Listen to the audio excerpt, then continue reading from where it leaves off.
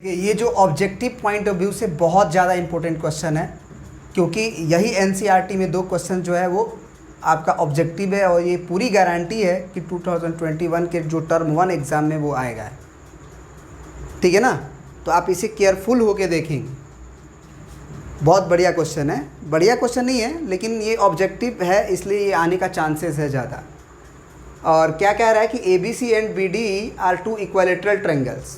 जैसे equilateral triangle बोला तो तीनों एंगल 60-60-60 हुआ, इसका भी और इसका भी, तो ट्रायंगल सिमिलर हो गए। ये कॉमन सेंस हो जाना चाहिए। कह रहा है कि such that D is the mid point of BC, such that कि D is the mid point of BC, the ratio of areas of the triangle ABC and BD। तो सबसे पहले BC हम बनाते हैं एक ट्रायंगल ABC, ध्यान से समझिएगा। ये हम एक ट्रायंगल बनाए ABC जो कि इक्विलेटरल बनाना है हमको, क्योंकि हमको मालूम है कि ABC और BD दोनों इक्विलेटरल ट्रायंगल है। अब ये ABC है और इसमें DF का मिड पॉइंट है, तो D अगर मिड पॉइंट है तो अब जो है BDE आर 2 इक्विलेटरल ट्रायंगल। शायद फिगर इसका दिया हो, फिगर नहीं दिया हुआ है आपका। तो अगर D मिड पॉइंट है तो BD हुआ आपका ये। तो ज़रा सोचो कि अगर ये B हुआ, ये D हुआ, तो E तो इसी पे होना होगा ना, क्योंकि आपको मालूम है ये 60 डिग्री है और BD हो चुका है ना। तो इक्विलेटरल ट्रायंगल होने के लिए आपको E इसी पे होना पड़ेगा। और कुछ इस तरह से कि ये लेंथ इक्वल हो और ये मिड पॉइंट है तो ये लंबाई बराबर होगी, तो E आपका यहीं पे होगा। तो हमसे जो पूछ रहा है वो क्या पूछ रहा है, ratio of area of ABC upon BD। तो ABC हमारा बड़ा है, वैसे भी दिख रहा है कि ABC बड़ा है, तो ऊपर वाला का एरिया तो बड़ा होगा, तो ये ऑप्शन तो ऐसे ही कट जाएगा और ये भी ऑप्शन कट जाएगा, क्योंकि बड़ा ट्रायंगल ABC है और छोटा एंगल ट्रायंगल BDE है।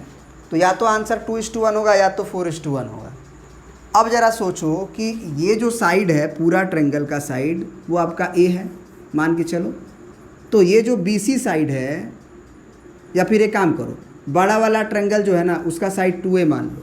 तो अगर 2A मानोगे तो ये पूरा तीनों का तीनों 2A होगा, तो ये AA हो जाएगा ना, ये AA ना हो जाएगा। तो हम जानते हैं कि एरियाज़ का जो रेशियो होता है वो कॉरस्पॉन्डिंग साइड्स के एरियाज़ मतलब रेशियोज़ के स्क्वायर के बराबर होता है। तो ABC हमारा बड़ा है तो बड़ा आपका 2A हो गया, और नीचे आपका नीचे जो ट्रायंगल छोटा है उसका मतलब साइड तो वो उसका A है, तो इसके स्क्वायर के बराबर होगा, तो ये कट जाएगा। तो 2 दूना के 4 हो जाएगा और बटे 1, यानी कि 4:1 आंसर होगा। C option is the correct answer. ठीक है ना, क्योंकि लंबाई आधी हुई तो उसके स्क्वायर के बराबर होता है ना एरियाज़ का रेशियो, तो इसीलिए 2 दूना के 4 हो गया। अब यहाँ पे लिखा है कि the sides of the similar triangles are in the ratio of 4:9। 2 sides जो हैं साइड 1 और साइड 2 उनके रेशियो आपको दिए गए हैं 4/9। तो कह रहा है areas of triangle are in the ratio. तो एरियाज़ का रेशियो क्या होगा, A1 और A2 का। तो आपको मालूम होगा कि एरियाज़ का रेशियो क्या होता है, उनके कॉरस्पॉन्डिंग साइड्स के रेशियो के स्क्वायर के बराबर होता है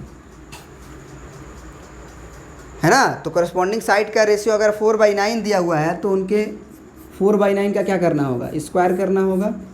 तो ये कितना हो जाएगा 16/9। तो ऑप्शन जो है आपका क्या हो जाएगा, सॉरी 9 जाए 81 होगा ना नीचे। तो ये option number D is the correct answer, 16/81। I hope कि आपने समझा होगा और ये पूरा चैप्टर हमारा कंप्लीट हो गया अब 6.4 तक। और भी लेक्चर्स वीडियोस आपके अगले चैप्टर्स कोई भी चैप्टर्स के देखने हैं मेरे प्लेलिस्ट में आप चले जाइए, बाबा मैथ्स वाला चैनल नेम है, और वो प्लेलिस्ट में आप क्लास 10th के प्लेलिस्ट में चले जाइए और इस चैप्टर्स में चले जाइए। एकदम बाकायदे 1 by 1 क्वेश्चंस आपका सीरियल वाइज है, आपको देखेंगे तो आपको मज़ा आ जाएगा। ठीक है, थैंक यू, इसमें इतना ही।